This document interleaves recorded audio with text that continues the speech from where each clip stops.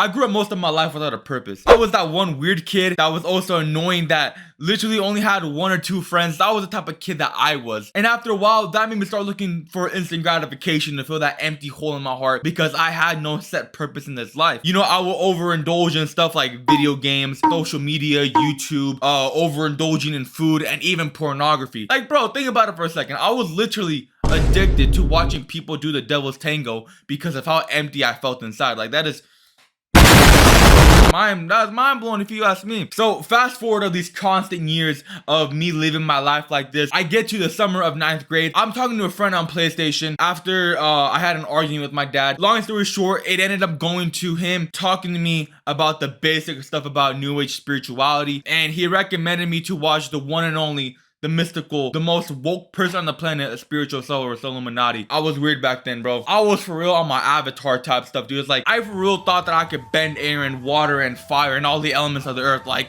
I was that delusional. You know, I started questioning, what is my purpose here? What is the purpose of me even being here? As I started going down the New Age spirituality road, I started growing this deep hatred for Christianity. Mainly because I grew up seeing my dad verbally abuse my mom because he was drunk, because I had no friends, because I just genuinely felt alone. I started getting into practices like meditation, you know, meditation for the chakras. I started getting into astral projection, crystals, tarot cards, quote unquote angel numbers. If you guys even watch even a little bit of my old videos, you will see a little bit. I left like little subliminal messages in my videos of like angel numerology, which is kind of stupid now that I think about it. But at the end of the day, I still had a deep hatred for Christianity. I started getting this depression like that was never there before. I started getting suicidal and more depressed than I was before because I wasn't finding what I was looking for. In my mind, I found everything to be pointless. Life, family, everything. And because of that ideology that was stuck in my head, I started growing hatred towards my family, towards my friends, and even towards God himself. But I started growing a deep hatred for Christ. All that emptiness was getting bigger and bigger. I tried fulfilling it with the gym. I tried fulfilling it with my New Age spirituality, but nothing worked. I want you guys to guess what happened.